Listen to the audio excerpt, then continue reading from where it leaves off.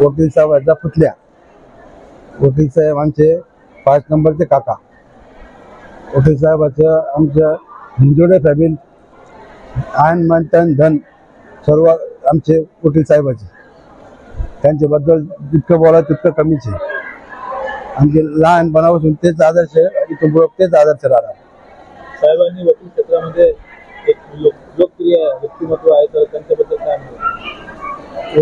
होतं म्हणजे त्यांनी आतापर्यंत त्यांचं जो आहे पण त्यांचे जे घडवले दुसरे ज्युनियर ते पण आज उच्च लेवलला गेलेले आहे. त्यांच्याबद्दल म्हणजे काय बोला शब्दच नाही. काही साहेबांचे आनंदाचे क्षण, काही आनंदाचे आता परवाच दिवशी त्यांना तिथे म्हणजे मोठ्या उच्च न्यायालयाच्या जजच्या हस्ते पुरस्कार भेटला. तो क्षण आम्हाला एकदम हिरावून घेऊन गेला. काही जुन्या आठवणी सरांचे आनंदाचे? जुन्या आता आम्हाला लहानचे मोठे त्यांचं याचं झालं होते काय आठवणी ते काही कामाचं मोजमाप झाल्यासारखं वाटतं, त्यामुळं समाधान वाटणं साहजिकच आहे. माझ्यापेक्षा माझ्याकडे शिकून गेलेले अनेक ज्युनियर आहे समाजामध्ये, जे जे कार्य केलेले मी त्या अध्यात्माच्या क्षेत्रामध्ये, सामाजिक कार्यामध्ये अनेक ठिकाणी जिथे जिथं मी काम करत होतो त्या सर्वांनाच त्या गोष्टीचा आनंद झालेला आहे. तुमच्या जीवनातील एखादा अविस्मरणीय क्षण कोणता? पुष्कळचे असे जीवनामध्ये खरं म्हणजे आपण चुकण्यामधून शिकत असतो, तर अशा अनेक घटना असतात ज्याचं एका शब्दात काही वर्णन करण्यासारखं नाहीये. परंतु वकील व्यवसाय करीत असताना सामाजिक कार्य बी करायचं, त्याचबरोबर शिक्षण क्षेत्रात काम करायचं, अध्यात्माच्या क्षेत्रामध्ये काम करायचं, राजकारणातही सुद्धा सगळ्याशी संबंध चांगले ठेवायचे. त्यामुळं असे कडकोट अनेक प्रसंग येतात, पण सहजगती ते आपण पचवायचे असतात आणि चांगलं काय निष्पन्न होईल ते करायचं असतं. त्यामुळं एखाद्या क्षणाचं मी निश्चित सांगणार नाही जसं, कारण बरेच जातात ज्यावेळेस आपल्या काही मनाविरुद्ध काही गोष्टी होत असतील तरी ते सुद्धा पचवणं हाच खरा मोठेपणा माणसाच्या मनाचा असतो. ते करत असताना आपण काय चुकलो किंवा इतरांच्या काय चुकी आहे या सांगायच्याच नसतात. मुळे इतरांना समजून घेणारे जी माणसं असतात तीच खऱ्या अर्थाने सर्व क्षेत्रामध्ये काम करू शकतात. त्यामुळं त्या एखाद्या विशिष्ट क्षणाचं नाही, पण आता परवा जो पुरस्कार मिळालेला आहे ते सर्वोच्च न्यायालयाचे न्यायमूर्ती श्रीमान न्यायमूर्ती प्रसन्न वराळे साहेब, तसंच मुंबई उच्च न्यायालयाचे मुख्य न्यायमूर्ती यांच्या हस्ते मला तो पुरस्कार मिळाला. आणि संपूर्ण महाराष्ट्र आणि गोवा 2 राज्य मिळून 11 लोकांना तो पुरस्कार होता. त्यामध्ये विशिष्ट असं या क्षेत्रामध्ये चांगलं काम केलेलं आहे त्याचं जे पारितोषिक मिळालं एक प्रकारचं, त्याच्यामुळं मन आणखी प्रफुल्लित होतं. असा तो क्षण होता.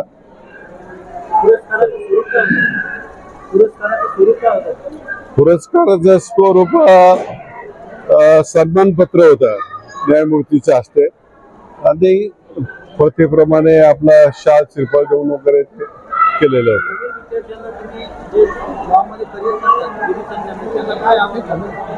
त्यांना तर एवढं सांगत असतो मी, आता माझा नेहमीच जिल्हा वकील संघ जसं उच्च न्यायालयाच्या वकील संघामध्ये सुद्धा मी कायम सांगतो की न्यायालयाची प्रतिष्ठा अबाधित ठेवली पाहिजे.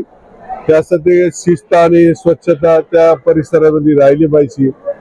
डेकोरम मेंटेन करत असताना वकिलांनी चीप होऊ नये आणि पक्षकाराला कुठे प्रकारचं फसगत होईल असं वागू नये. जर आपण प्रामाणिकपणे वागलो आणि न्यायदानाच्या प्रक्रियेमध्ये न्यायाधीशांना सहकार्य केलं, आपल्या पक्षकाराची बाजू चांगल्या प्रकारे मांडली, तर समाजामध्ये न्यायनिवाडा झाल्याचं समाधान फार मोठ्या प्रमाणात चांगलं येतं. ते जर चुकीचं झालं तर उद्या तिथं खरं म्हणजे वकीलही राहणार नाही, न्यायाधीशही राहणार नाही. असं समाज उठून या सगळ्यांना नीट करू शकतो. आणि अलीकडच्या काळामध्ये जे न्यायालयात होत असतं त्याच्या विरुद्ध मी सतत माझं मत मांडित असतो. खरं इतकी चांगली केली त्याचं ते फळ म्हणून त्यांना उत्कृष्ट विधीने पुरस्कार भेटलेला आहे. काही सरांच्या विषयी आनंदाच्या गोष्टी सांगा सर. आनंद म्हणजे आम्ही त्याची फॅमिली म्हणून त्यांच्या आनंदात सहभागी आहोत. आणि दुसरी गोष्ट म्हणजे त्यांनी जे सामाजिक कार्य केलंय आणि करत राहणार आहे त्याच्यात ते असेच पुढे करत राहू. काही सामाजिक कार्याविषयी. सामाजिक कार्य म्हणजे त्यांचं आध्यात्मिक आहे. त्यांनी आतापर्यंत शेकडो लोकांना 4 धाम यात्रा, तुमच्या द्वारका हे तीर्थस्थळ केलेले आहेत. त्याच्यानंतर वारकरी संप्रदाय चालवतात. ते म्हणजे मुलांसाठी एक दीड महिना शिबिर असतो उन्हाळ्यामध्ये, की त्यासाठी आश्रमशाळा बांधली, म्हणजे निवासी आश्रमशाळा बांधलेली, वारकरी शाळा ही बांधलेली त्यांनी. आणि एक त्रिदिनी सप्ताह असतो प्रत्येक वर्षी ते दत्त प्रभूचा. त्या मूर्ती ज्या आहेत त्यांच्या वस्तीवरच्या हनुमंतगावच्या, त्या खुद्द किसनगिरी बाबांनी त्यांच्या स्वहस्ते बसवलेले आहेत. देववर जे किसनगिरी महाराज होते त्यांनी बसवलेले स्वहस्ते. त्यांच्या वाढदिवसानिमित्त त्यांना काय शुभेच्छा द्या?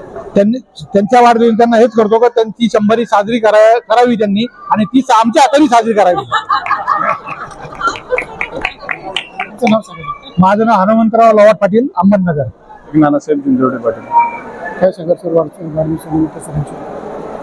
काय म्हणतो साहेबांना मोठा पुरस्कार मिळाला. आज दिनांक 10 ऑगस्ट 2025 रोजी पिंपरी चिंचवड येथील रामेश्वर मोरे सभागृहामध्ये महाराष्ट्र व गोवा नोटरी असोसिएशन तर्फे महाराष्ट्र आणि गोवा राज्यातील काही ठराविक वकिलांची निवड झालेली होती. त्यामध्ये आमचे मार्गदर्शक आधारस्तंभ ॲडव्होकेट नानासाहेब जिंजवडे पाटील यांची सुद्धा त्या ठिकाणी उत्कृष्ट विधीज्ञ पुरस्कार या पुरस्कारासाठी निवड झाली होती. सदरचा पुरस्कार हा सर्वोच्च न्यायालयाचे न्यायाधीश माननीय जस्टिस वराळे साहेब यांच्या हस्ते वडिलांना नानासाहेब जिंजवडे पाटील यांना प्रदान करण्यात आला. यावेळी महाराष्ट्र विधानसभेचे उपाध्यक्ष श्री अण्णा बनसोडे हे सुद्धा त्या ठिकाणी उपस्थित होते. त्याचबरोबर उच्च न्यायालय खंडपीठ मुंबई येथील मुख्य न्यायाधीश मोहिती जस्टिस मान्य मोहिती डेरे पाटील मॅडम, त्याचबरोबर जस्टिस संदीप मारणे, त्याचप्रमाणे आरिफ डॉक्टर जस्टिस हे सुद्धा त्या ठिकाणी उपस्थित होते. आणि हा पुरस्कार खरं म्हणजे अनेक पुरस्कारांनी या अगोदर सुद्धा आबांना गौरवित करण्यात आलेला आहे.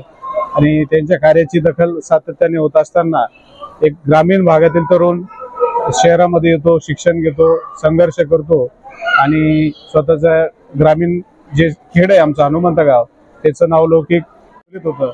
याबद्दल निश्चितपणे आनंद होतो.